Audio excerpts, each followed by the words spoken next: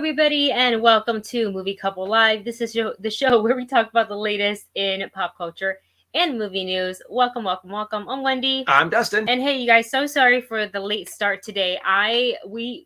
Things have been This whole week's been kind of crazy. Yeah. So we do apologize for the late start, and we want to thank you for taking the time out of your busy weekend to come and hang out with us for the next hour or so. And today on the live stream, we thought we kind of really focus in on Disney Plus Day because we didn't really specifically have a stream to talk about, other than the one little video that I uploaded. Well, two little videos, right? Because we had the Baymax one, and we also had the Marvel in 2021, where we got a little bit of a preview of what we saw during 2021 and some sneak peeks into 2022. Yeah, so we're definitely going to be talking about that and more on today's show. The Marvel 2021 video that Dustin's referring to, I believe, and thank you to Bleeding Green and Blade and everybody who was on my Twitch stream last night or yesterday afternoon to let me know about it. It was kind of exclusive, one day only thing on Disney Plus. If you're a subscriber, you'll find it there. It says Marvel 2021. I don't know if it's still there. Supposedly it's like a one day only, but maybe it might still be up there. I don't know. But we did a reaction video to the second half of that video where it showed Hawkeye and Moon Knight, little bits of Moon Knight, She-Hulk. Oh, I'm so excited for Moon Knight. I have to admit, out of all of them, Moon Knight's the one that just made me go, yes. Yes. Well, there you have it. And before we dive into all the nitty gritty, we would like to jump into our very first super chat from Marvin Martin. Thank you so much. Let's see what Marvin recommends today. Marvin says, what is your it's like a cool kind of looking at the Marvin the avatar. Marvin Martian.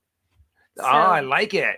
It says here, Olivia Munn's Violet and Johnny Depp's Ninth Gate book series. Oh yeah, that's right. Oh yeah, I remember that. I didn't know Olivia Munn wrote a book, or is that her book, or is it? No, The Ninth Gate with Johnny Depp. That's actually a movie about him. He collects different books. I remember seeing it a really long time ago. I have to go back and watch it now because I don't remember much of it. Yeah, I don't remember the book. And for some reason, I'm confusing The Ninth Gate with Secret Window. Oh, yeah. I don't know why. The two are unrelated, with the exception that it's Johnny Depp in both. Yeah. Let's see what else. N.K. Jemison's Broken Earth and Robert Lipsky's, sorry if I'm saying these names wrong, Contender Quartet. And then Voice Play's Top 10s. Voice Play is just a fun little video. Would you call them acapella? I almost said aquapella. Oh, yeah. I'm on 4 hours. I'm on 4 hours of sleep. I'm very vocal group that sings underwater. That would be an acapella. Aquapella. That's funny. But yeah, Wendy is definitely running on empty because of that one video that was just not going up. I am so proud of Wendy putting so much work into Voice Play. Oh yeah, they are a cappella. Okay. I think we saw some the Friends of on the Other Side video. Yes. Yeah, that was good. That was such a cool cover from that. I always hesitate to call them a band when they're really more of like a group. Yeah, kind of a thing. Group. Navi, you want to come and join us? Be a part of the discussion. It's going to be that kind of a stream, guys, full of disruptions and the misorderly stuff because I literally don't have notes for today. But we really are just going to talk some Disney Plus. But while you're here, if you want to take a look at the recommendation below by Marvin Martin, who always so kindly sends them in as super chats, please do check them out. We do also highly recommend Voice Play because they are really awesome. Like if you enjoy acapella groups like Pentatonics, then this is another one to check out. And they're all so creative, so different. So cool. So we're going to go ahead and dive right into the very top. Should we just do Marvel up top, maybe?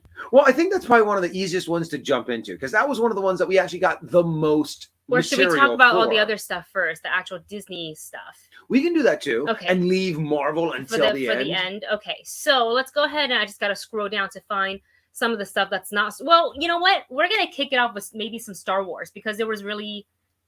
Just a little dabble of Star Wars. Like a single sprinkle. Like here's Under the Helmet, The Legacy of Boba Fett. Yeah. And that's really all they dropped. And we saw a little bit of like behind the stuff with Obi-Wan. Behind the scenes stuff with Obi-Wan. Deborah Chow did kind of say in that video on Disney Plus that it takes place, you know, well, we kind of all know already when it takes place too. Yeah. So I mean, that isn't a big secret. And honestly, that was actually the time period that before they even announced Obi-Wan, when they were still talking about, you know, when Ewan McGregor was still like, well, you know, if Disney ever asks me to come back and play Obi-Wan, I am 100% game, but no one's talked to me. Even back then, you know, everyone was like, we want to see from the end of Revenge of the Sith to the beginning of A New Hope when Obi-Wan is on Tatooine. Yes. We have very little information about what's going on during that time period, what exactly he did. We had a little bit of a teaser of seeing it in Rebels when Ezra goes to Tatooine, and then we saw that awesome showdown. Well, that awesome little very quick fight, I guess, between Obi-Wan and Darth Maul. Yeah. If you guys haven't seen that scene, it is an amazing scene. Yeah. There is just novels worth of subtext going on between just the looks and the changing of positions and the different styles and what exactly happens. It's an amazing, it's short, but it's so good. There's so much behind it. Yeah. But other than that, you know, the little bit of behind the scene look at, if you call it that, they didn't even show footage from anything of the show. It's just really, you know, interview bits and pieces, sound bites and whatnot. But it's still cool to see. We know it's coming up, and a lot of you guys, as we're kind of, you know, following the Twitter, and if you're part of the Discord, then you know that, you know, and you guys, I think the theory is right, is they're saving all the big stuff so they can show it all off at Star Wars Celebration, because they show it now. No, that's true. Celebration's coming soon, so like. And, you know, and that was one of the big things at first that I was like, oh man, I mean, why did they even make Disney Plus Day a thing? They really didn't do much. They showed a few little videos here and there. And then someone pointed out to me, well, Star Wars Celebration is like in a week. Or D23. D23 is in like a week. So yeah, why drop it on Disney Plus when you can drop it at your big convention with hundreds of people, you know, losing their minds. Yeah. So it makes kind of sense. But I was really kind of hoping for more of like a fandom / you know, digital convention kind of a thing with Disney Plus Day, and I just felt a little underwhelmed. Yeah. We got a few little announcements, and that's pretty much it. Yeah, I don't know, I was looking for some sort of a live streamed video announcement they were going to have somewhere, even if it was just a 15-minute like announcement video, a la like Nintendo Direct. I was looking for something like that. I did not expect it to mostly, for the announcement part, take place just on Twitter. So I was like, I woke up at 6 a.m. You're like, I'm ready. I was ready to go. I'm ready. Let's get the fingers warmed up. And there is Roka and I canceled our show. It worked out fine because it gave me time to work on a couple of other things that I needed to take care of. So I do appreciate that. As Denis Villeneuve says, adapt or die.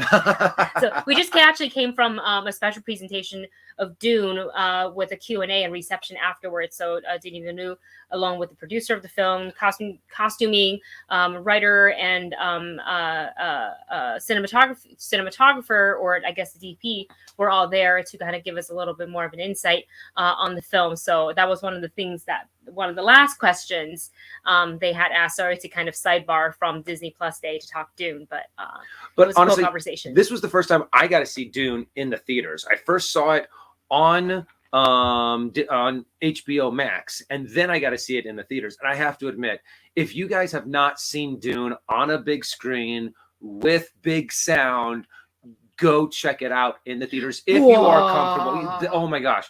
But also be prepared to, for some moments, you do kind of have to be like, wow, that is loud. So they really do crank up the volume in the movie in the theaters, but it is so beautiful. Good. You feel it, especially when you see the sandworms and you hear that. Oh, those moments where they have like the starter car. Yeah. I don't know if that's an accurate rendition of the sound, but it is leaps and bounds better. Everything is just more palpable in the theater with Dune, and it really does deserve to be seen on a big screen. So if you have not yet checked it out, highly recommended. And a clarification from Marvin regarding his recommendations. The first two are not books, but the other ones are. Yeah, the first two are movies. I don't know why I thought Johnny Depp wrote a book called Life. I don't know, guys. I don't know. What is it called? The Ninth Gate was a movie with Johnny Depp in it, I believe. I think I'm just very tired. Which is very possible. You've had a rough night. So we'll get to that when we get to to refuel too. We'll get to the reason why I'm tired and when we get to the Marvel section. But yeah, Disney, the Star Wars part was a bit underwhelming, but I am very excited to see the Under the Helmet series or documentary about Boba Fett, which is now streaming on Disney Plus. I'm very excited about that. And then let's go ahead and move on to some of the other stuff that's like very Disney Plus centric. Disney Plus, I don't want to call them originals, but they won't exist anywhere else. So we have Tiana that doesn't even come until 2023, but I am happy that they announced it. So in the series, Tiana is going to set off for a brand new adventure as newly crowned Princess of Maldonia. Oh yeah, that's right. She would be now the prince, an actual princess. She's now going to be an actual princess. We're actually also going to get Zootopia Plus. Everything put a plus behind it, and this you return to the animal in Metropolis. The mammal metropolis that is known as Zootopia, and it's basically short form series that are coming to Disney Plus. And I think in the photo they have like different sets of the characters that we've met in Zootopia, and now they'll get their own little short stories. Obviously, the one that I'm looking forward to the most are the sloths. The picture have them, I think, ordering food at a restaurant. So they're going to order their food when the restaurant's closed. Oh, yeah. Like that's for sure going to happen. Or the next day. What would also be funny is if they ran if the sloths ran a restaurant, you order something and you pick it up the next day. If it's even ready by then. My God. But that's actually one thing that I really think that is amazing about Disney Plus is the fact that all of these things that normally would have to be done like a direct to DVD kind of a thing can now either get an actual series treatment to where they can actually spend more time on it, or they just put it straight onto Disney Plus and it's now straight to VOD instead of straight to DVD. Yeah, and if you have Disney Plus, you automatically get it. Yeah, because just like you're getting Shang-Chi and the Jungle Cruise right now.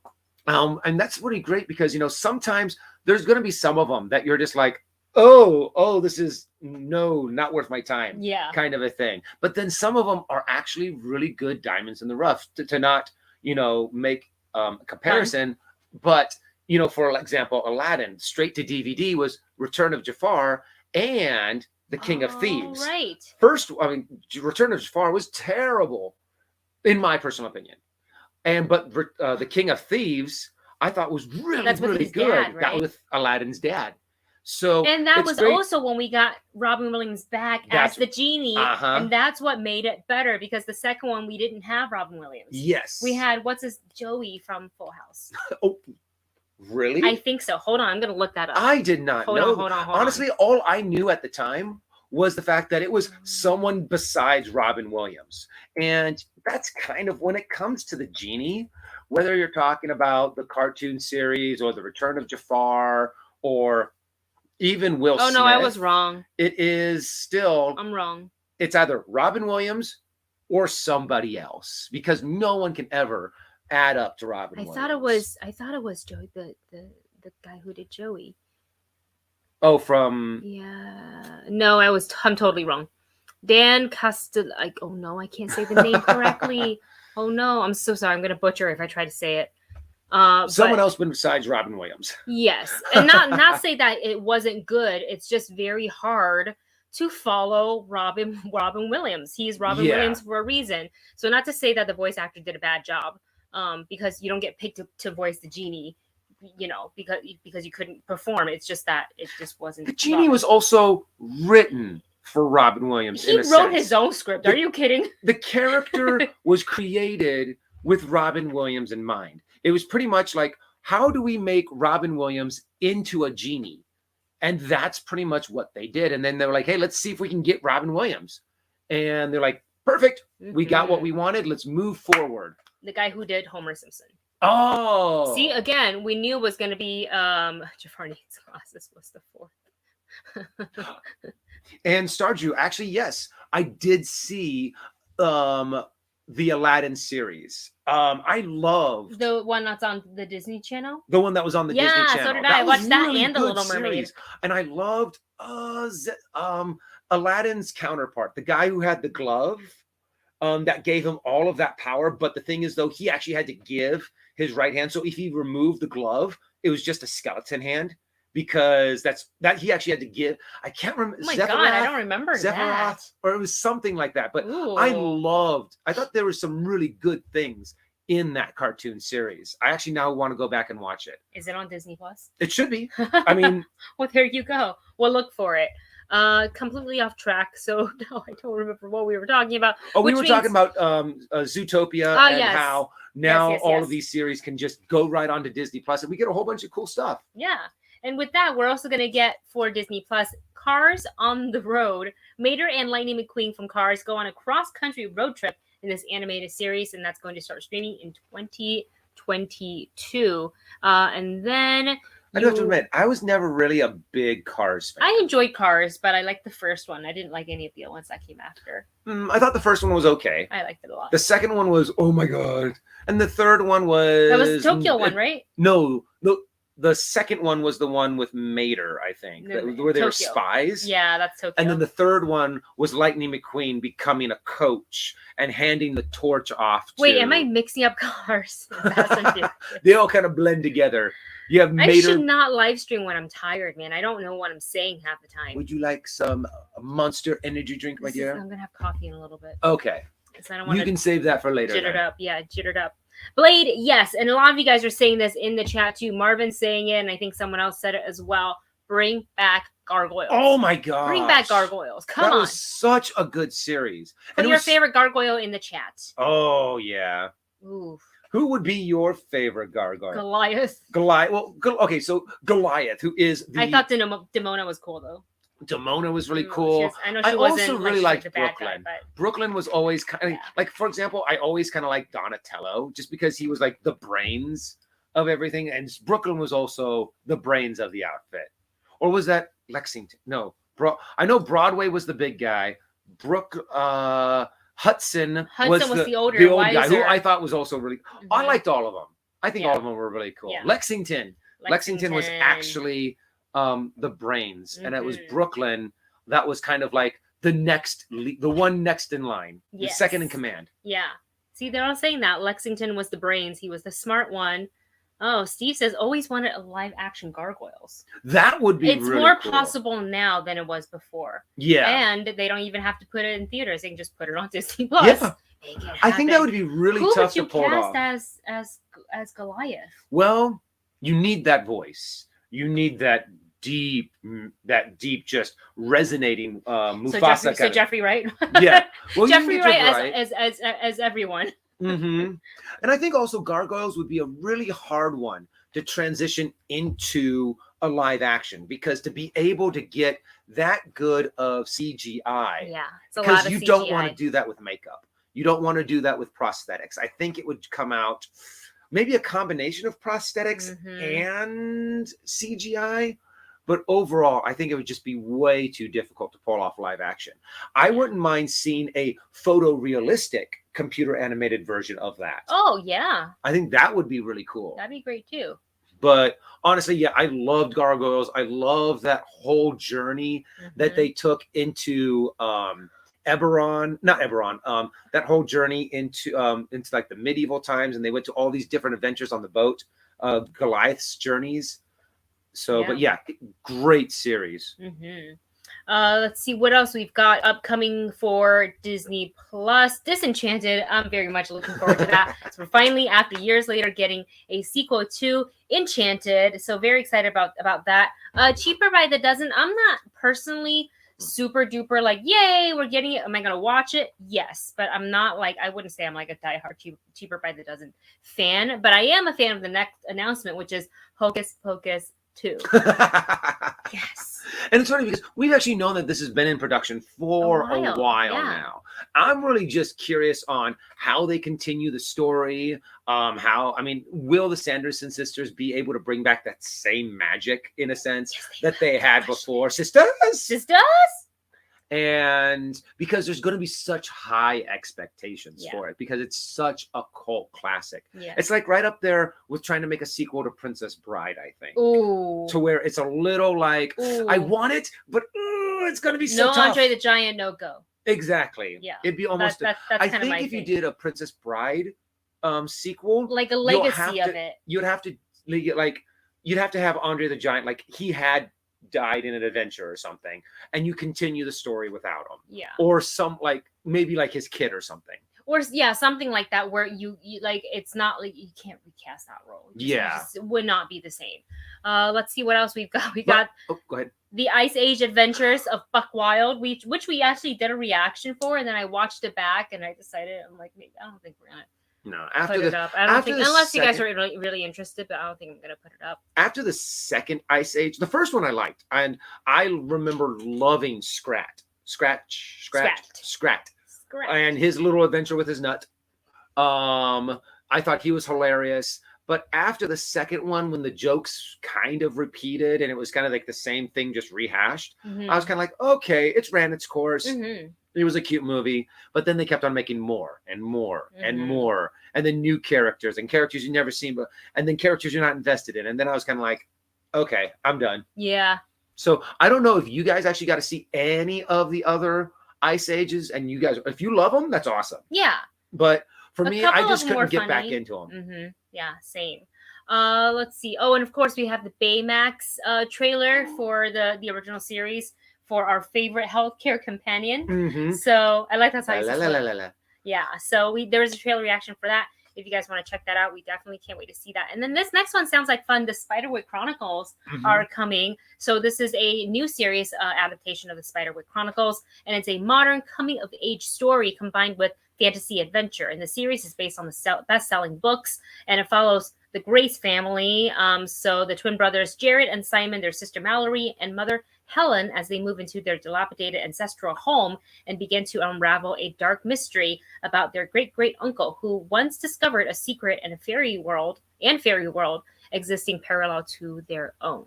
I remember sounds like the fun. Movie that they attempted to make it. And this came out, I believe, around the time that the first Narnia movie came out. The Lion, the Witch, and the Wardrobe. So they were trying to, what is that called?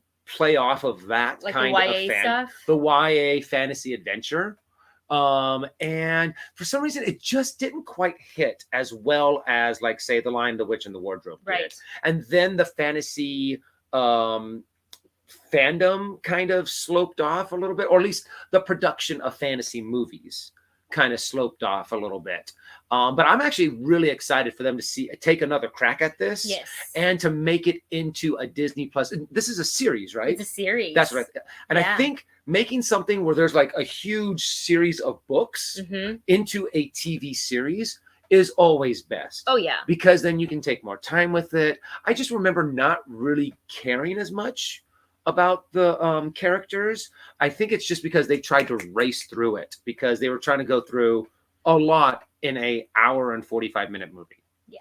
But I think series, sometimes for book adaptations, series I prefer. I think that's usually the better way to go, because you do have more time. We saw that with Shadow and Bone. We saw that with the earlier seasons of Game of Thrones. And I say that because the books aren't finished, so they had to, make certain decisions to end the show in a certain way. But then we have the Wheel of Time that's coming up next week. That's also a series. Right around the corner. Yeah. So I personally prefer like book to screen adaptations to be series, but sometimes they do a really good job with, book to movie, like Lord of the Rings. And so there you have it. Let's see what's next. Pinocchio, inspired by Disney's animated classic. This is going to be directed by Robert Zemeckis, and it's going to combine live action and visual effects. And we've got Tom Hanks in it, Cynthia Erivo's in it, Luke Evans, and the voices of Benjamin Evan Ainsworth, Joseph Gordon-Levitt, Keegan-Michael Key, and Lorraine Bracco. And this is going to premiere fall, so almost a whole year from now, for on Disney Plus. And then we have the Beatles Get Back, which I feel like, so we share an account.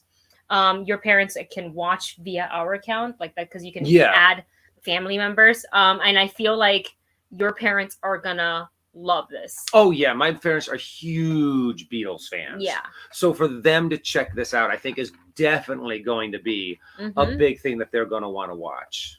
Yeah, it's going to be a docu-series. It's by Peter Jackson. So I think I'm very excited about everything there is, the music, documentary, the director, the Beatles. Like, there's not much like I need to like hype myself up for the Beatles Get Back. You know what I mean? Mm-hmm. It's the Beatles. Now, before we move on to our next thing, we do have a super chat. Oh no, I missed it. Oh, super big super chat. Thank you. Boogitron. Thank you so much, Boogitron. Thank you. So we are now going to spend a few minutes talking go ahead and put it about this super chat. Holy crap. Thank you. Off topic. Sorry. Don't be sorry. Don't be sorry at all. After watching Eternals, what if that's how Silver Surfer comes to the MCU? We literally never talked about this. Comes to the MCU. I'm going to finish reading the question. Sorry. Start that over. After watching Eternals, what if that's how Silver Surfer comes to the MCU? We know how Celestials are made, so when the time does come for Galactus to emerge, he awakes from Norrin Rad's planet, aka Silver Surfer, and he chooses him to be his herald. My brain literally did not go that far. Sorry for any spoilers, by the way, real quick. If you haven't watched the Eternals, maybe we're gonna watch our step a little bit. We're gonna try to not talk about some stuff that happens after, if you're able to, avoid spoilers. But my brain literally didn't compute that far I don't know why. Well, it actually took me a little while to start matching up the Eternals with the Celestials and the Celestials to Galactus. Because I was watching a video on YouTube that was kind of breaking this down a little bit. And they had mentioned that when you start talking about, like, I guess kind of like the ecosystem of the Celestials, you have Galactus in this realm to kind of balance out the Celestials. What is it called? Galactus is kind of like the apex predator to the Celestials, so that the population of Celestials doesn't get too big and end the entire universe as we know it. So it makes a lot of sense that now that we have introduced the Celestials, we can very easily slip Galactus in there somewhere. And where you have Galactus, you have Silver Surfer. Honestly, right now, nothing is off the table for Marvel. Any Marvel property, anything besides Spider-Man related stuff is going to be fair game. It could be the most obscure thing, one issue of comics that they've put this one character topic out and they could use it. And that is what I'm so excited. And it could come out in many different forms, whether it be a big blockbuster movie like The Eternals, whether it be a huge series on Disney Plus, or it can be a one-off on Disney Plus or a cartoon series. They have all of this access to all of these different kinds of media now that they can do this for. And I am super excited to see anything about Silver Surfer. Now, I would really like it if they bring him into the main theatrical MCU. Marvel Cinematic Universe. Galactus or Silver Surfer? Both. Oh, yeah. And I'm pretty sure they're going to. I can't see them talking about Celestials without talking about Galactus. Right. But it also seems like that's kind of in the direction that they're going. They're starting to take the main cosmics, Marvel, baby. Yeah, is that you have the main cinematic universe, and it's starting to split to where you're going to have Thor, Guardians of the Galaxy, and the Eternals talking about like the Guardians, this like the space adventure, space odysseys. Then you have Doctor Strange, Scarlet Witch, and you have the multiverse, and then you have Captain America, Winter Soldier, Hawkeye talking about earthly threats. So they're all splitting up into their own little areas. And then for the next big Marvel movie, big Avengers movie, then you have everyone. Oh my God, it's come gonna back be together. So crazy. I mean, like say for example, Secret War. I'm not Secret War, Secret Invasion. When you do that, well, that's coming out on. That's a series on Disney Plus. Yes. Nuts. I was hoping if they did like Avengers, Secret Invasion, you could have everyone coming back to Earth to fight the Skrulls. And they don't know who's who. They could put that in the movie later. They could just establish it in Secret Invasion. Yeah, and true. And then, broaden it into the MCU. So right now, I love this question because I really hadn't thought it. And I remember, who was it? Whose video was I watching when we first got eyes on like the very initial teaser of Eternals? Remember how we quickly looked at? I think now we know it's Aramesh. I think that's the main celestial that we see. Yeah, that we see. But somebody in one of the other videos was questioning like, could that potentially be Galactus, because there's some similarities. Oh yeah. But it wasn't, because, and a couple of you guys are saying this in the chat as well. Ruru2 and Joseph says that Galactus doesn't have to be isn't a celestial, but they could change it though, and they could change it. The MCU has done little tweaks here and there to keep it close to the source material, but also tweak it to make sense in this MCU that they've created as well. Well, and also Galactus doesn't have to be a celestial. He can be just another entity. Correct. However, we do know that Ego was a celestial, because he says that in Guardians of the Galaxy 2. I'm what you call a celestial. But he's a different kind of celestial. He is one that is not born from a planet. Yes. And the guy was talking about how he thinks that Ego was like the Celestials' experiment. How can we give birth to Celestials without having to overtake a planet? Yeah. And those planets that the Celestials impregnate, so to speak, those are the planets that Galactus is going to, because those are the ones that he eats. Not the ones without a Celestial egg in it. Just kidding. But the ones with the Celestial egg in it, that's the one that Galactus purposely goes and tries to find and eat. So how could they avoid, kind of make Galactus mute at the point, so he's not going to come and eat Ego? My God, that's so broad. And honestly, there's so many different directions that they can take it. Yeah. And of course, if you introduce Silver Surfer, I think they're going to introduce Fantastic Four first. That's what I was thinking. Yeah. They're going to introduce Silver Surfer and then Galactus. And I still think that do you remember in the Phase 4, the Disney Phase 4 video that they came out with for the MCU? At the end, it was the 4, and I really still think it's a double meaning for Phase 4, but also like Fantastic Four. So either we get a Fantastic Four movie at the very end of Phase 4, or we're introduced to them so they can kick off Phase 5. Yeah. Well, the whole the rumor that I've heard is that they're going to be releasing Fantastic Four at the end of Phase 4 in 2024. So you have 4, 4, 4, and 4. In Chinese, like mythology, that's not good. Oh, the number 4 we don't like. but kind of like how but it doesn't, we don't like Western culture doesn't like the number 13. Yeah, but you know what? This is the MCU, so those superstitions don't count. Out the window. I think that'd be. Didn't they have a Silver Surfer movie? Yeah, but that was with the second Fantastic Four movie. That was, and they turned Galactus into like a fart cloud. What? That's all he was Galactus was just this huge kind of purplish cloud. Did I not see that? I think we did. I saw bits and pieces of it. What year was this?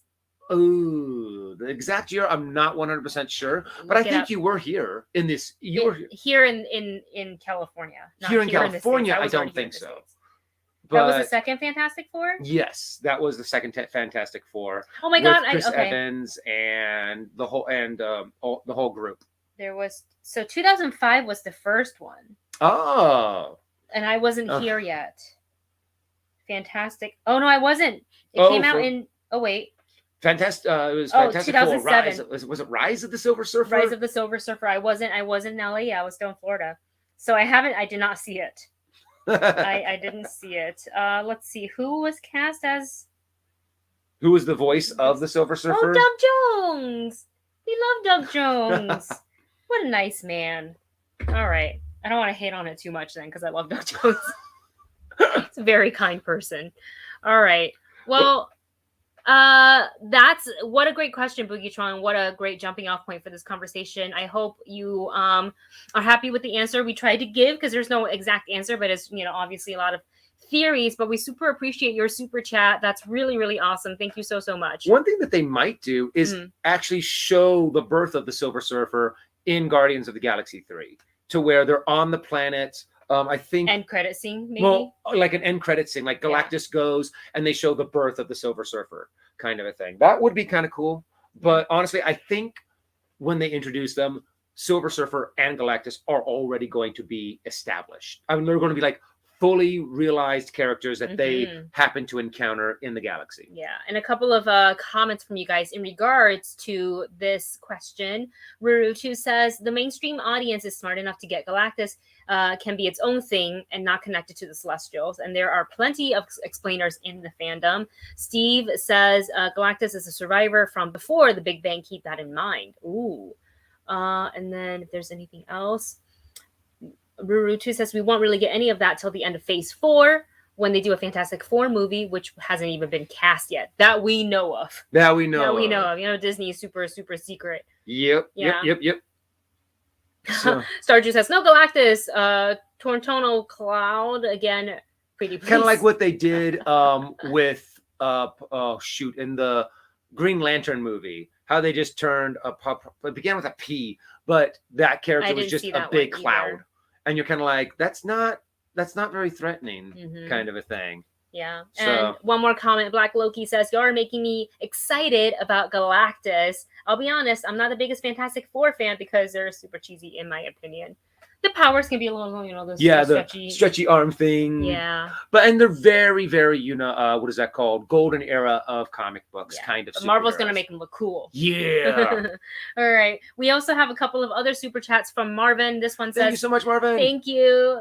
Says, make a guy who wants love. He's a monster like Frankenstein, a puppet with an insect conscience. And child trafficking as donkeys. Classic. Oh, they're talking about Pinocchio. Who wants to love? He's a monster like Frankenstein, a puppet with an insect conscience. I know. It's child really trafficking as donkeys. Classic. When you really take some of these like Brother Grimm era stories and you really break them down, you're going like, this is messed up. Oh, I mean, like when you break down Pinocchio, that scene, the donkey, the transforming, it's frightening. Yeah.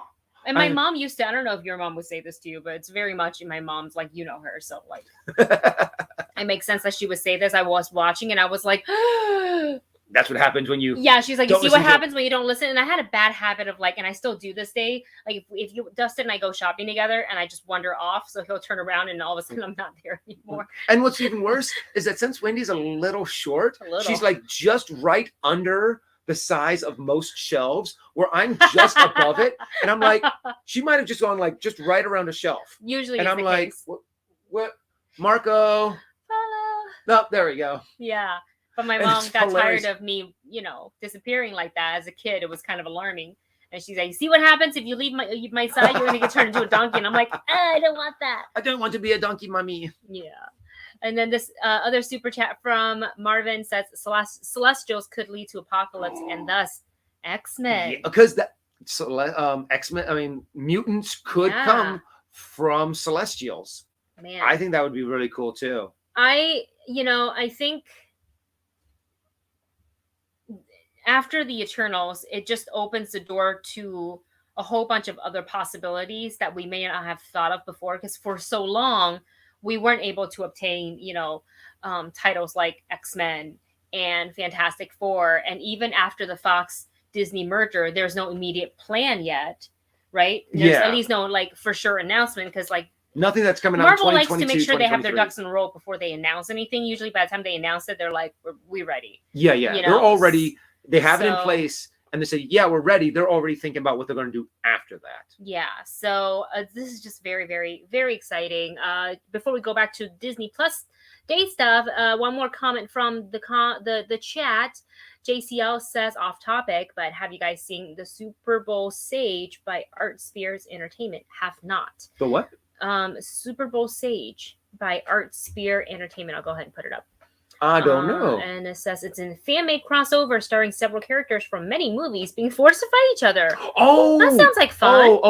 Yeah, I think it's animated. And they did one with like all superheroes from all over, like Marvel, DC, other movies, comic books, any kind of superhero. They had like they had the Terminator in there. They had what's his name? John McClane. They had Deadpool. They had from Watchmen, the blue guy, Dr. Manhattan. And then they did one with supervillains. And then they did one with, they've done a couple of them. They're actually, it's really, I watched them. Nice. Oh, so you have seen them? Yes. That's awesome. I haven't seen them recently, so I'm a little rusty on. I know they made one where Deadpool won one of the fights, and then Harley Quinn won the other one. Won like the supervillain fights. Oh. And then they kind of were like, these are our champions. Unless I'm thinking of something completely different. Which could be possible. Yeah. But honestly, I am so excited for them to introduce the X-Men into the MCU. I don't know how exactly they're doing it. We could have hundreds and millions of different theories. Yes. You know, Mephisto kind of a thing. Oh no, I logged into the wrong thing. No. Shoot. I was trying to get to Brennan Mars's Streamlabs and I did the wrong thing. Give me 2 seconds. I'm sorry. I didn't mean to interrupt. That's okay. But I mean, it's funny because we could very possibly throw out so many different ideas on how they're going to bring in the X-Men, how they're going to introduce Galactus and Silver Surfer, and be completely wrong. So, but half of the fun is the speculation. It's okay to be wrong. Because what we're doing is that we are creating our own cinematic universe in our mind. However, I have found that the danger of that is that you have to be careful because when you go into the movie, then you have expectations of like, oh, I want it to end up like this. Yes. And that could be a bad place to be. Yes. Yeah. It's very dangerous. All right. Before we get back into the main topic here, Brendan Marr has sent in a Streamlabs. Thank you so much, Brendan Marr, the mystic, who writes, if you had to wear the fashion of a period piece, historical drama, which would you choose and why? Much love to both of you. Your support helped me get the belt. Woo! Woo! The champ. Go team. Okay. Period piece, historical drama. Well, I mean, there's a lot of really. I kind of like the 16th century kind of 17th century pirate look, like that classical kind of Jack Sparrow kind of look. Yeah. Okay. I've always liked that kind of era look. I've also liked like medieval look. Yes. Those are like two that always kind of stick in my mind. How about you? Is it bad that immediately when you said period piece, before I read the words historical drama, I went into the fantasy world of a period? No. I just thought of all of Arwen's outfits. Oh. Because they're beautiful. That's but they're not medieval. Really like, but they're not like with their fantasy, so it's not real. If it were real, gosh. I actually would probably do. I mean, I love the Bridgerton fashion. Oh, so that's also a really good pick if I want to go into more of the. I don't know. Would you call that a historical drama? One that I don't ever want to do, but I've always found very interesting is like the French Rococo era, where it was right before the French Revolution. I think it was right before the French Revolution. That was just so over the top, so colorful, the pink hair, kind of a thing. It's always one of those things that you're just like, whoa. Lace. That is like all the frilly stuff. Oh yeah, super frills all over the place. But that's where you got like fun. That's where you got your dandies kind of thing, and I'm just like, that's an interesting little handkerchief. Yeah. Little fan.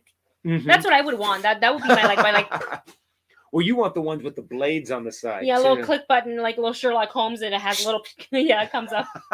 That would be so cool. Where you can go, and then it's just like a normal fan. And then you click a button, and then like knives come out at the end. I feel like we're not answering Brandon's question because we took his like very like here's your guidelines, and we're like, but we want all these other things. Oh, we're so weird. I like Blade's answer too. The whole 19th century Sherlock Holmes fashion. Yes. That one's actually pretty cool. Yeah. Kind of like that aristocrat kind of look. Yeah. Marvin Martin Says the Three Musketeers. Ooh, that's a good one. Yeah. Didn't you used to have the...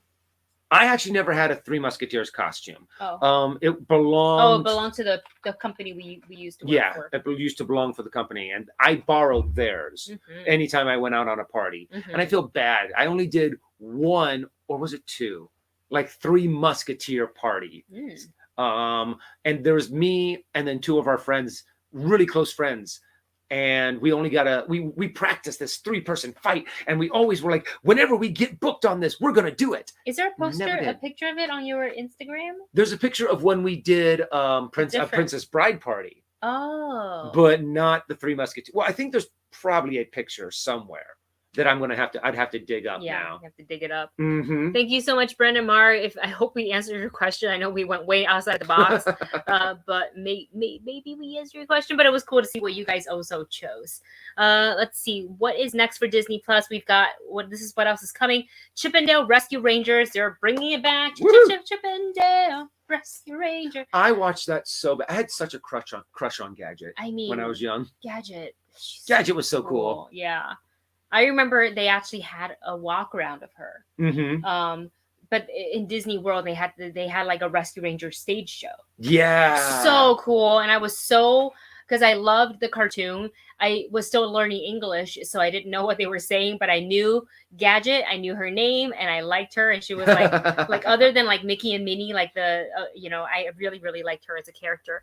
And then for some of the unscripted, slightly semi-scripted stuff, we've got a couple of shows with separately with Chris Hemsworth and with Will Smith. The Chris Hemsworth one is called Limitless, where he discovers the full potential of the human body in this 6-part series. And in the trailer that we saw, it's like he's like dangling from his rope, and it's like hovering above. Basically, if he fell, it was going to be bad news. And all I could think was, instead of being like impressed, the anxiety kicked in, and I was like, oh my God, what's the insurance on the talent?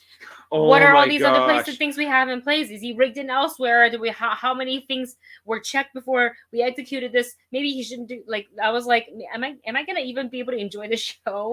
Because I'm watching him perform dangerous stunts to understand the limits of the human body, and like dealing with like mortality and aging and stuff like that. It does like sound like a cool series. So I definitely want to check that out. And then we have Will Smith. It's called Welcome to Earth. So great.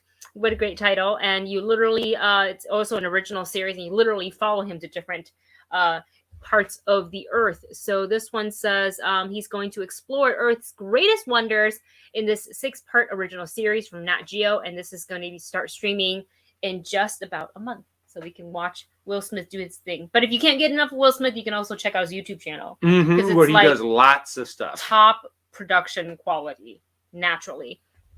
They have America the Beautiful, Nat Geo series, 6-part as well, where you explore the spacious skies, the amber waves of grain, the purple mountain majesty, and more in this show.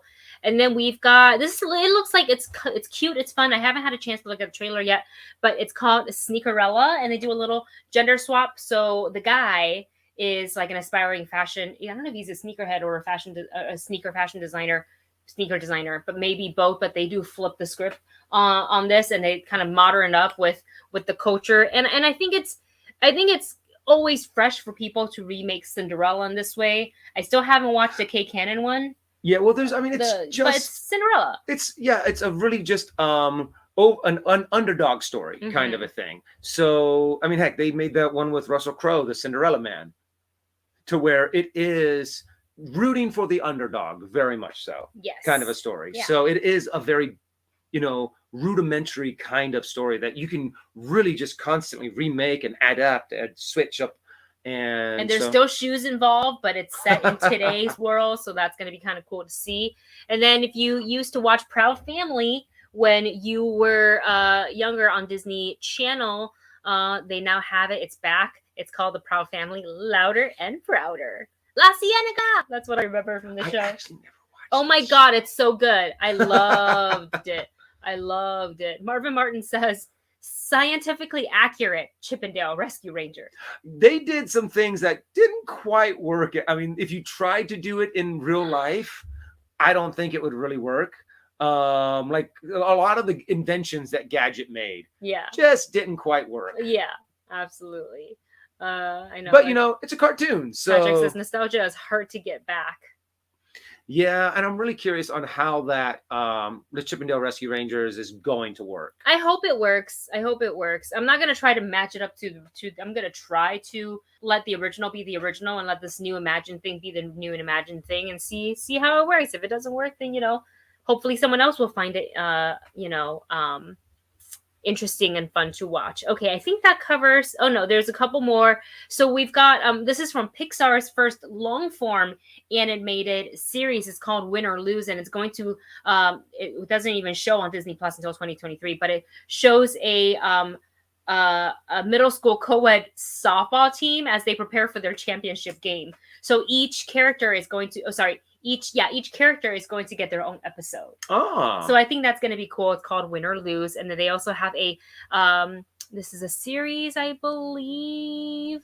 Better Nate Than Never. Better Nate Than Never. I have to slow down when I say it because I want to say Better Late Than Never. Yeah.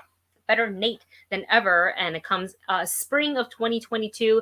And it has Aria Brooks, Joshua Bassett, Michelle Frederer, and Ruby Wood as Nate.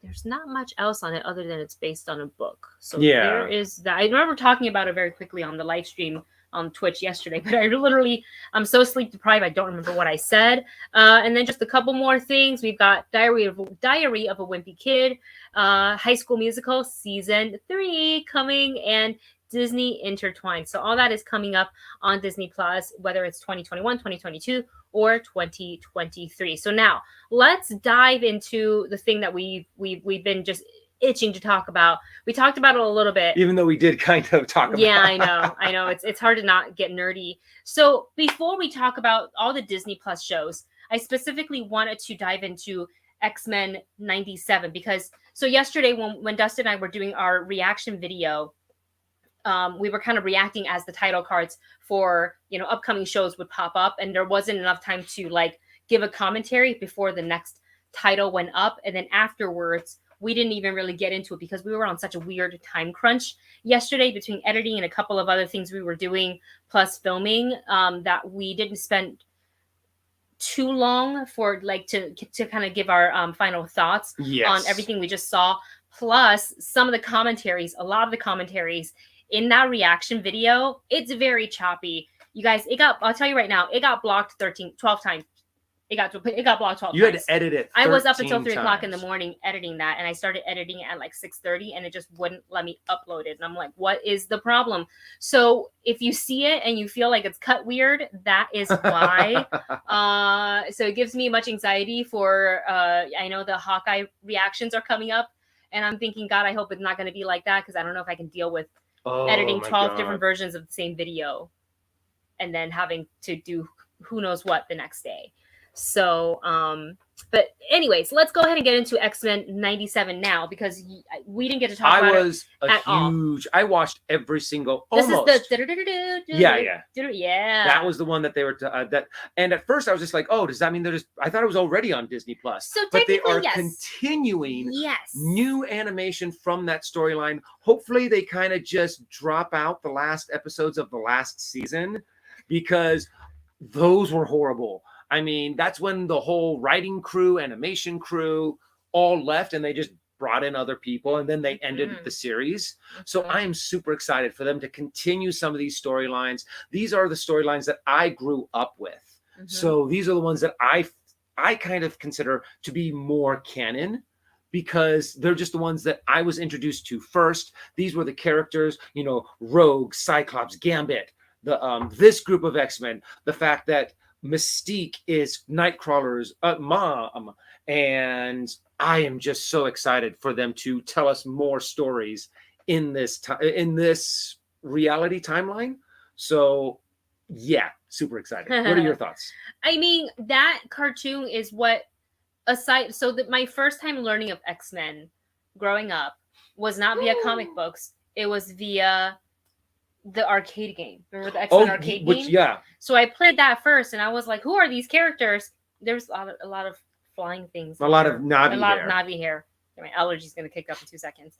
But then after that, my friends are like, "You should watch the show." So then they showed me the show, and then the theme song got me. I was like, "What is this catchy theme song?" I even had it when you were able to get them way back then. Dating ourselves right now, when you can finally set whatever ringtone you like, whatever sound you like as your ringtone. I had for my call ringtones the X-Men, and then I had the text messages as the Predator growl. Oh yeah, but then I changed it real quick because at night it freaked me out a couple of times. And I was like, this was not a good idea.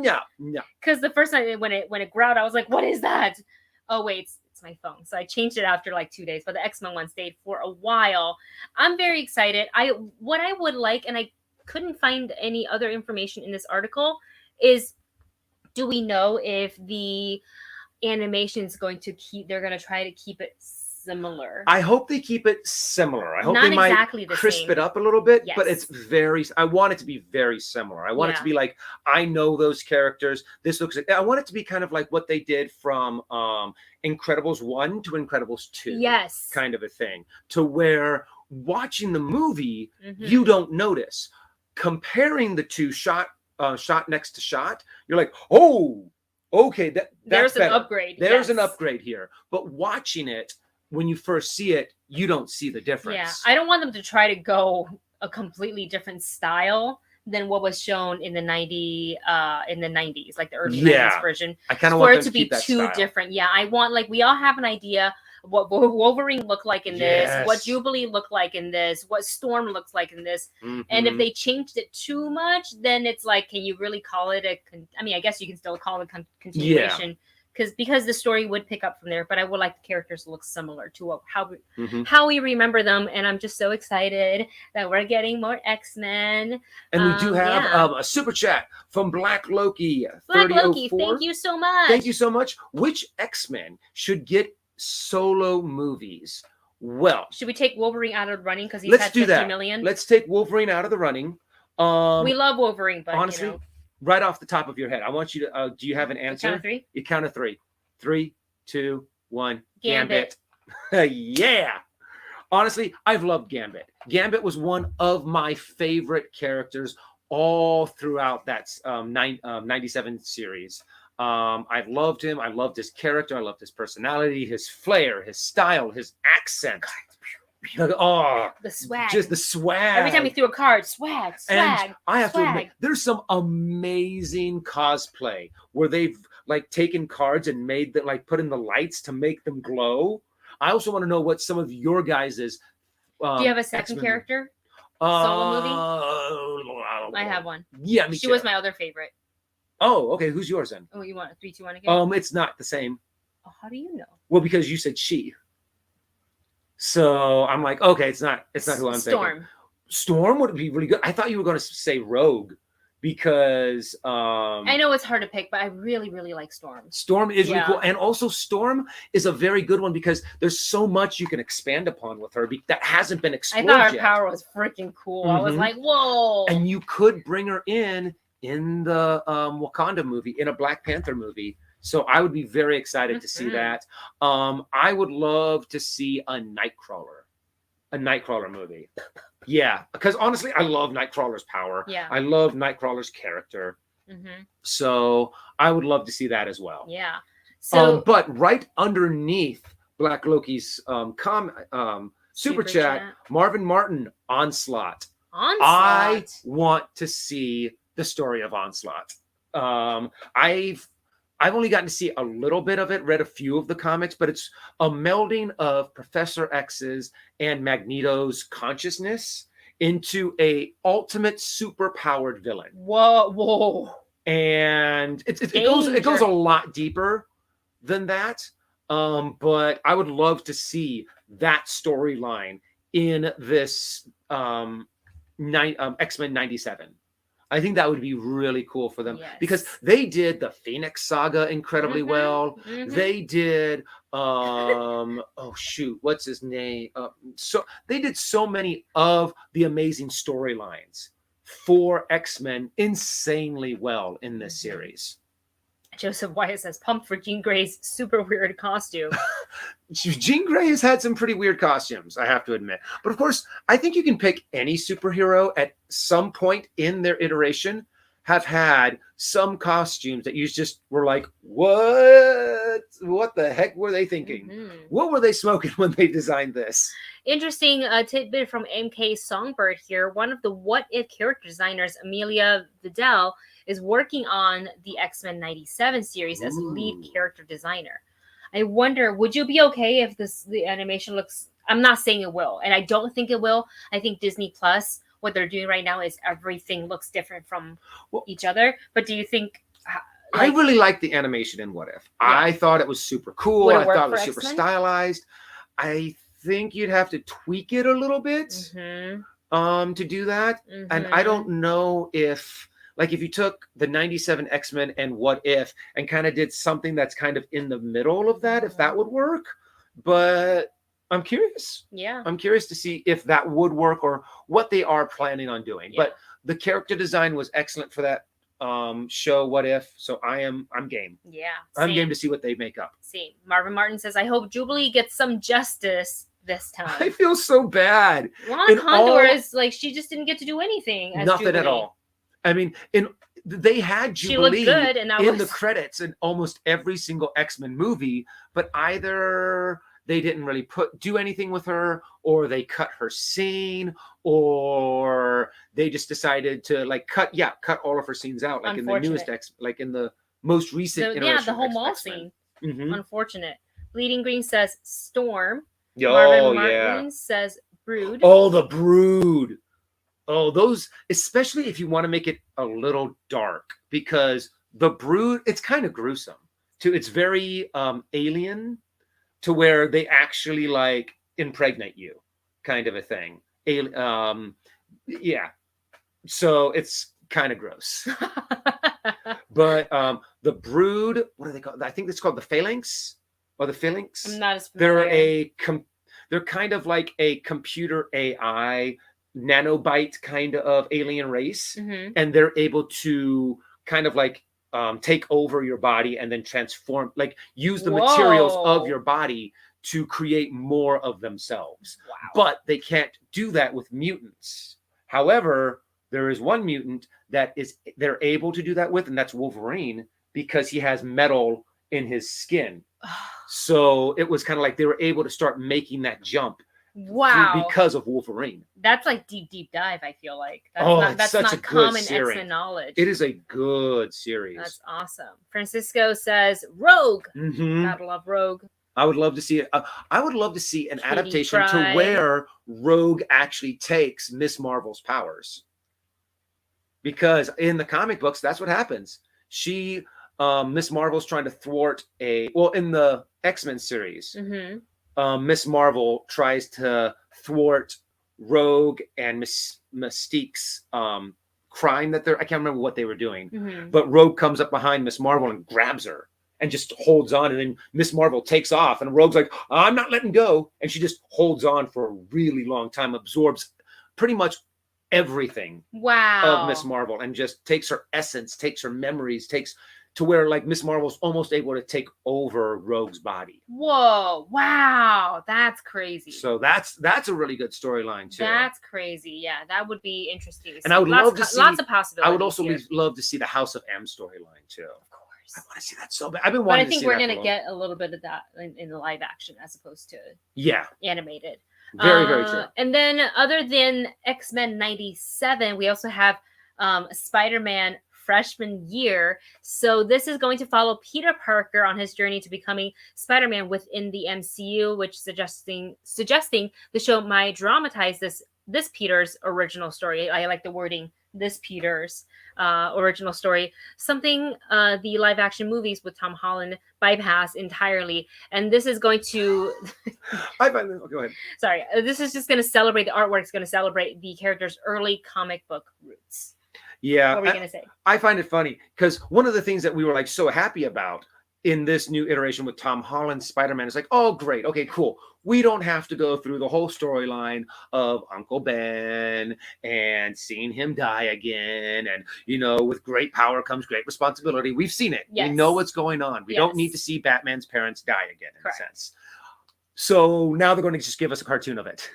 Well, here you go. Here you go. Here you go. That thing that you were excited that we didn't do, here it is. Something for everyone. But, you know, it's still going to be fun to explore Tom Holland's Spider-Man's origins. Yeah.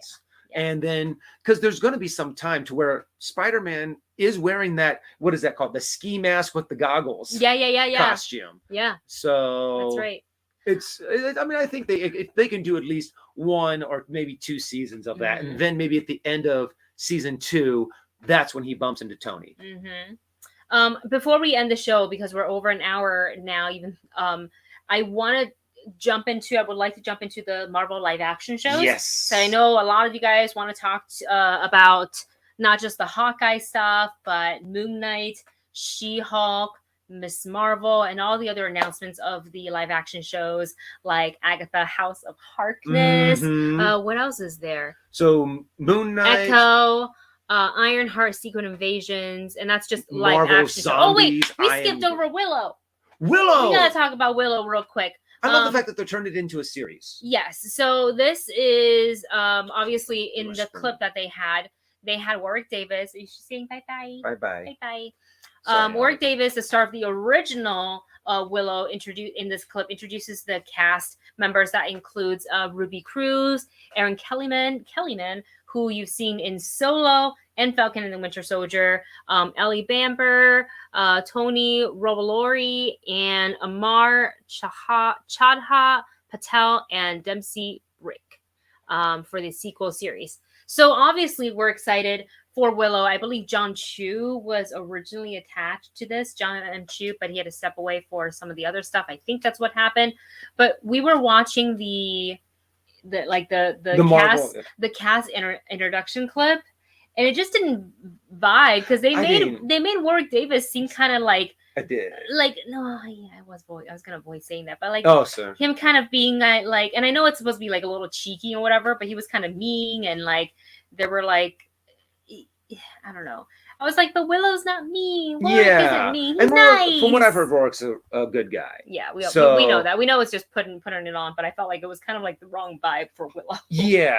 I really did think that they really should have maybe had just some interviews about them talking about their excitement for it. But it seems like a lot of stuff with Warwick Davis, they kind of do that tongue-in-cheek kind of a thing to where they're kind of like even with the Star Wars thing where he was sitting down saying, oh yeah, I was just sitting at home waiting for the phone call, and he's sitting at the chair just kind of looking at the phone kind of a thing. Yeah. I don't like the promotional stuff that they kind of do with Warwick. I don't think they utilize him well. Yeah. In the promotional material. Obviously this is just one for Disney Plus Day. I'm sure there's going to be more. I am super excited for this because when you watch the movie Willow, you hear about the prophecy and baby Aurora, the princess's name. Yes. But the princess is supposed to save the world kind of a thing. But then at the end of the movie, yay, the baby's safe. What was the prophecy all about? And I'm hoping that's what they really explore is her being a princess, her being that savior, her being Elora Danan. Elora Danan. Thank you guys. And I want to see her and her interactions with Willow and her having this great relationship with the individual that saved her, that rescued her, that carried her to her destiny even before she was born. And I would love to see that. Yeah. That sounds like an amazing journey. We might be seeing that in the Willow, the sequel. So, all right, we're going to go back to, Steve says she gives everyone yogurt because Danon. Oh, that took me a second to be like, wait, what? Okay, going back to our live action show. So in the trailer reaction video, which you guys can watch right now on our channel, it's only like 9 minutes or something like that. Obviously, we got a sort of an extended clip from the upcoming Hawkeye show. And man, that car chase scene is really cool. And I think Bleeding Green already said it yesterday on Twitch, but it really does put you in the backseat of a car, right in the action. It does remind me, somebody else said like, oh, it reminds me it reminds them of Daredevil. It reminded me of Extraction. That took me a second too. Yes. But yeah, honestly, that's before I was kind of excited for for Hawkeye. Seeing that action scene, that chase scene, I am now like, if all of the action scenes are going to be shot like this, I am super excited. I love the way it was shot, the way it was choreographed, the banter back and forth. Yes. And it looked like the way it was edited too in some places. You know, they took some pieces out that you want to keep the surprise. So I think when we watch it anew, we're still going to be like surprised by some of the banter, surprised by some of the big explosions, because I think when she shoots that arrow and she says, you have ones that are more dangerous than that, I think it's a different arrow. Oh. Because I think the way it was shot, I think there's going to be something even bigger that happens. Interesting theory. So really I might be completely wrong, but I'm super excited for it now, because that scene just got me really psyched. And that's going to be like definitely like that. Definitely not that one. John Elite 45 says, I got some Baby Driver vibes in that chase scene. Yes, that is very good call. Yes, good comparison.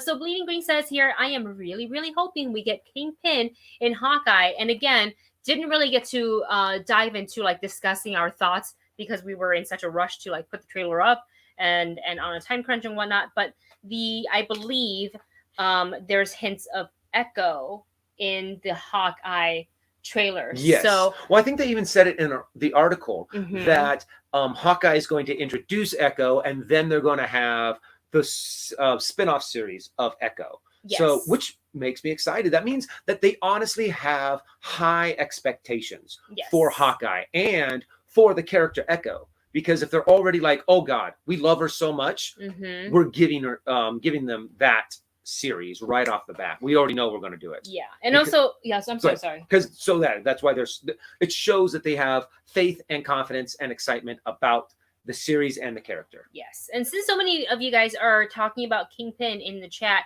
I would love for us to get a Kingpin, but I need it to be Vincent D'Onofrio. Yeah. If it's not Vincent D'Onofrio, I mean, would I be fine with it? Yes, but I really want that character back. He did an amazing job. And honestly, if they brought him back, I would be super excited. Yeah. I wouldn't mind seeing someone else in the role because they might want to change it up a bit.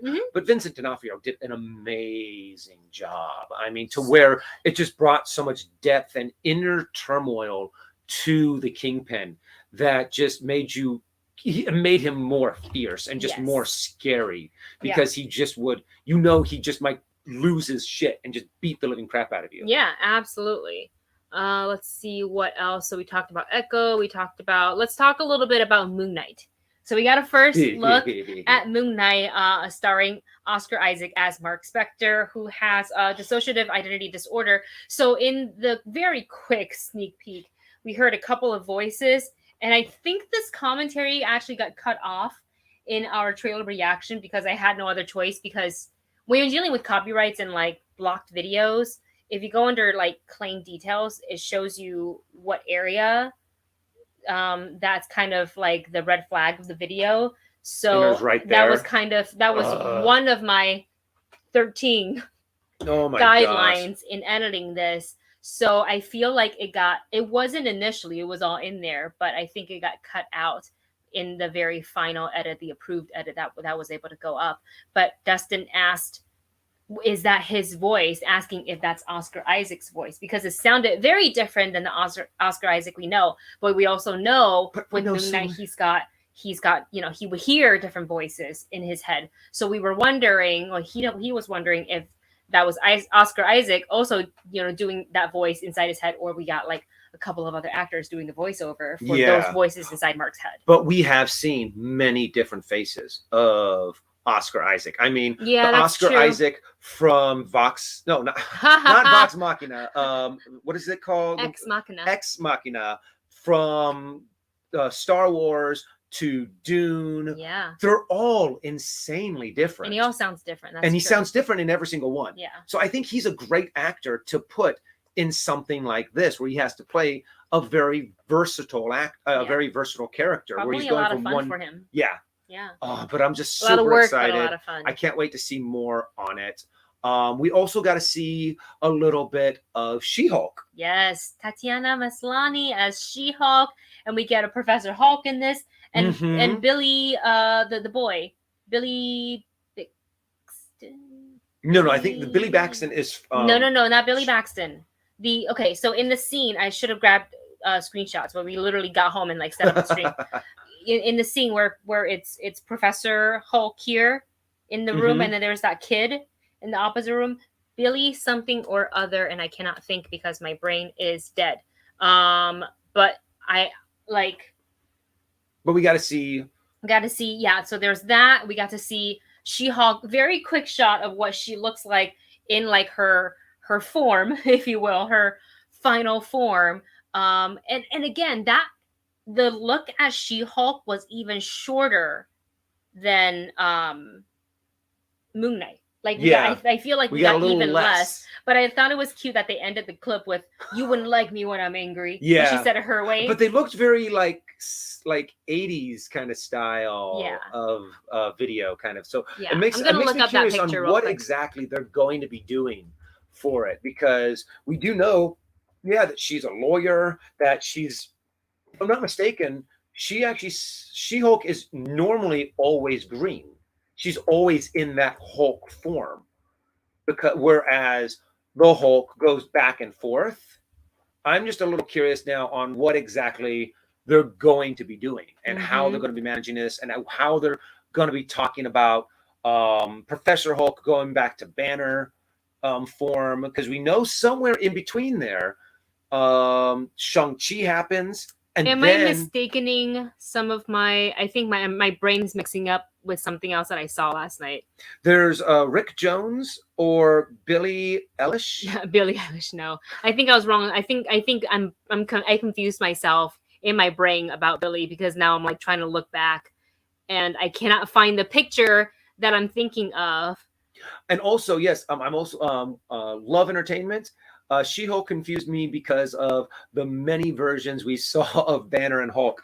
Honestly, I was thrown for a little bit of a loop too, because we saw Professor Hulk, we saw Bruce Banner, and then we saw 80s version Banner, to where they're like, "You won't like me when I'm angry," when She-Hulk was saying that, and then Banner was right there next to her, and I'm like, "Wait, I was a little confused as well. I'm right there with you." Interesting. Yeah. So and I think we do have someone in there that's. Why do you keep coming back, dude? I've blocked you like 40 times. Get out of here. Bye-bye. So, but honestly, I'm always curious to see what's going to happen and how they're going to execute all of these Marvel properties.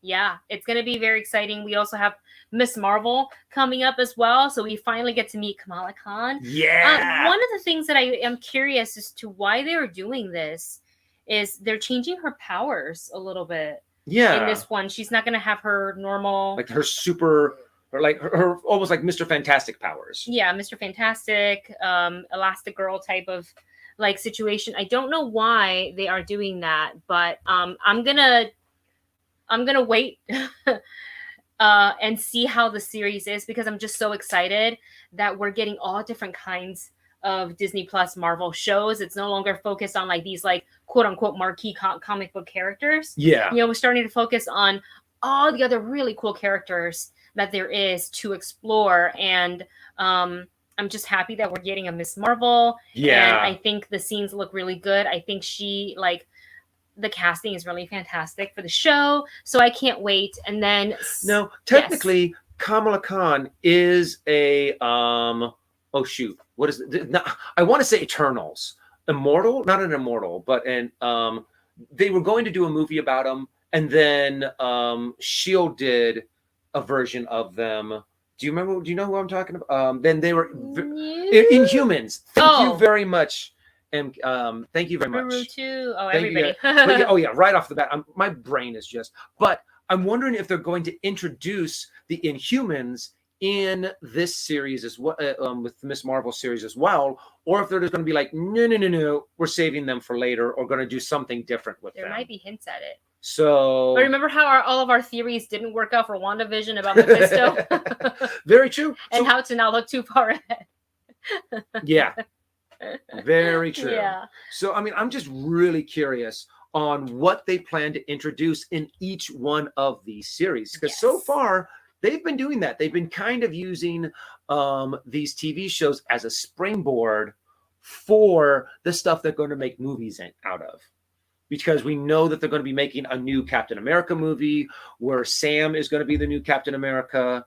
And we know that they're springing off the whole multiverse from Loki and a little bit of the multiverse. And Agatha is going to have springboard from... And then Scarlet Witch and Doctor Strange will also have a little bit of crossover, I believe, as well. So that's going to be fun. And like you said, Agatha, House of Harkness is coming to Disney+. I'm very, very excited.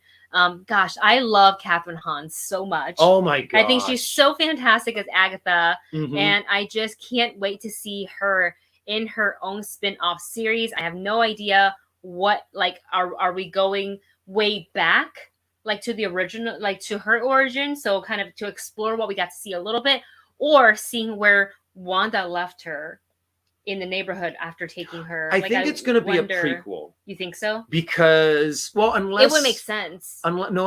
Yes and... So, yeah, either we're going to get what happens with her before WandaVision, or we're going to get Doctor Strange and the Multiverse of Madness. Agatha will be in there, and then there's going to be a continuation of her storyline after Doctor Strange and the Multiverse of Madness. So I don't know if they're going to do much of her in that little village, that little town of WandaVision. Yeah, we'll see. And then other shows, just to wrap up this live stream, we've got Ironheart. We've got Secret Invasion for the live-action series. And for some of the other animated stuff, we've got Marvel Zombies. A whole series on Marvel Zombies. We've got I Am Groot. the fact that they're doing a Christmas special. Christmas special for Guardians of the Galaxy 3 by James Wan. And of course, What If Season 2, Loki Season 2 has been announced, and we are pumped. We are pumped. Definitely pumped for What If Season 2. Super pumped for Marvel Zombies. Yes. I cannot wait to see the next the next 2 years, 2022 and 2023, of just what they're bringing out with Marvel. Yes. It's now they're really starting to hit the road running, and we're just going to get so much cool stuff. Yeah, absolutely. And before we go, let's see here. Blade, definitely pumped for Loki Season 2. Yeah, I missed it. I meant to click that one, and then it moved. Yeah. Super pumped James Gunn. I don't know what we said, but we meant James Gunn. Yeah. And tired brain. Sorry. 4 hours of sleep. I used to be able to do great on 4. Like, that's all I needed when I was younger. Yep. And now I'm like 4 hours. I can't. Ugh, my eyes are so heavy. Let's see here. We got a super chat flying in from Rolando Martinez Jr. Thank you so much. Who writes, "Hola guys, I just saw Shang-Chi and the Legend of the Ten Rings." Woo. Yes. Yeah, Shang-Chi. And it was awesome. I know at the end credit spoiler, if anyone has not seen it yet, before we continue, we're going to be talking a little spoilers about Shang-Chi. Where that beacon? I know at the end credit where that beacon where it's coming from. They're talking about the rings, right? It's letting off some kind of beacon, and they don't know where it's coming. I know they also got Wong to look at it, and he's like, this is really old. Ancient. Yeah. This is ancient.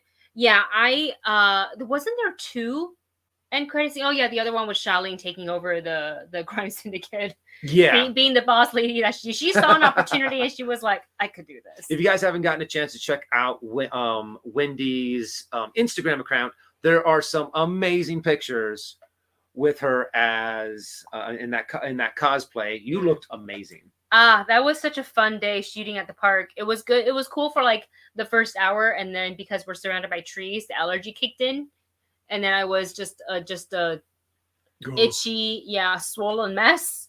And then I was like, I need to go home. Yeah. But Ruru too, you guys are saying here the rings are from the dragon race, which we didn't get to technically see in the film. That's honestly when I saw the trailer, the first time I saw that trailer, and there was that moment where Shang-Chi is in the water and you pan over and then you see the dragon. I was like, oh my gosh, that's Fin Fang Foom. And then it turned out to not be the protector dragon. They're saving it for maybe Shang-Chi 2 or something else. But I'm so glad it's on Disney Plus. Everybody's getting the chance to see it if you weren't able to see it in theaters because theaters aren't open near you, or if you're not comfortable going to theaters, which we totally understand because we're still very choosy about going in and out of places that are like, crowded for a long period of time. So, but yeah, enjoy Shang-Chi and the Legend of the Ten Rings. Enjoy Jungle Cruise, which is a fun watch.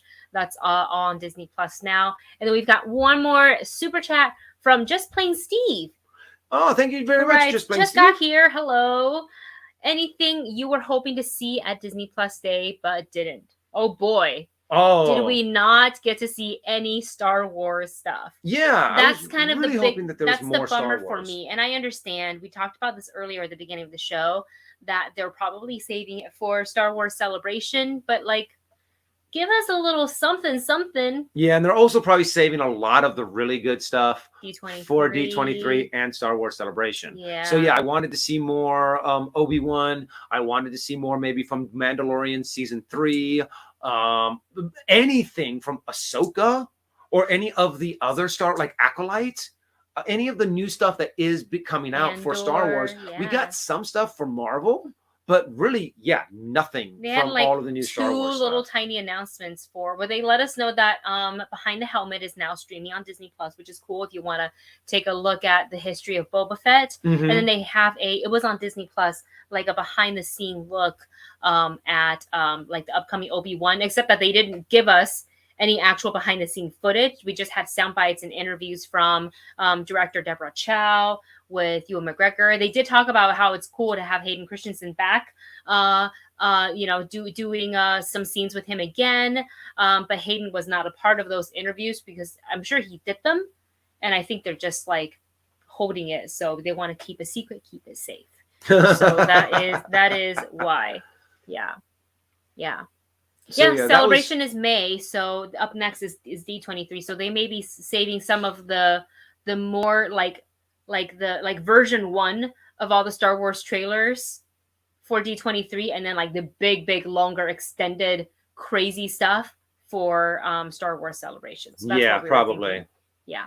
So I mean, it's also there is still a lot of stuff that's very far away. That of course that I was gnawing at the bit to see that it's kind of far. It's a little soon. Yeah. To get some of that stuff, but still, I want to see some stuff from Ahsoka, or at least know some stuff about Ahsoka. Yeah, because especially I think one of the big things that we were talking about before Disney Plus Day was I was hoping that we get a little bit more about what Hayden Christensen's role is going to be in Ahsoka and in Obi-Wan, because he's going to be in both of those. Well, Obi-Wan, he'll be Vader, because in their interviews they referred him as Darth Vader, referred to him as Darth Vader. For Ahsoka, I think he can go either way. Yeah, because Ahsoka has had a little bit. They can do some flashbacks. They can do him as a Force ghost. They could do him as a Vader as well. Yeah. So as a Vader. As in there's multiple Vaders. as Vader, the Vader. As Vader as well. So we will see. Yeah. Well, you guys, that's it for this live stream. Thank you so much for hanging out with us. Again, we apologize for our schedule being very, very, very unstable as of late. It's awards season, so there's a lot of screening opportunities and things and events that we're trying to go to as many as we can, so we can see a lot of the films in order to review them on the channel, which is what we're going to do after this live stream. We're going to film some stuff. So with that said, keep your eyes on the channel, because we've got this really cool box that we're going to be unboxing in a video. So and it looks super cool. Yeah, so I'm going to be editing that the rest of the today, so that will be up either late tonight or early tomorrow. And then keep an eye on my Instagram as well if you want to see a little sneaky peek sneaky peek at what is in there. All right, guys, we love you so much. Thank you so much for all of your support, for all your Streamlabs, for all your super chats. We appreciate you guys, your time. We appreciate your inputs and talking with us and engaging with us.